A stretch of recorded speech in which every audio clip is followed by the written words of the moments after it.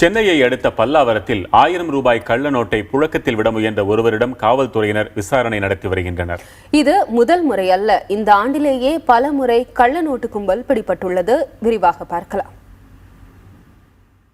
சென்னை கொருக்குப்பேட்டை ரயில் நிலையத்தில் கடந்த மார்ச் மாதம் 24ஆம் தேதி 10 லட்சம் ரூபாய் மதிப்புள்ள கள்ள நோட்டுகளை புழக்கத்தில் விடுவதற்காக எடுத்து வந்த 6 பேரை சிபிசிஐடி போலீசார் கைது செய்தனர்.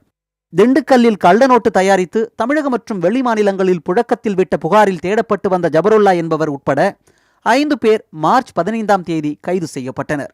மார்ச் 6ஆம் தேதி நீலகிரி மாவட்டம் குன்னூரில் கலர் பிரிண்டர் உதவியோடு கள்ள நோட்டு தயாரித்து புழக்கத்தில் விட்ட 3 வரை காவல்துறையினர் கைது செய்தனர். கடந்த 4ஆம் தேதி நெல்லை அருகே மேலப்பாளையத்தில் கள்ள நோட்டுகள் அச்சடித்த 3 பேர் கைது செய்யப்பட்டனர்.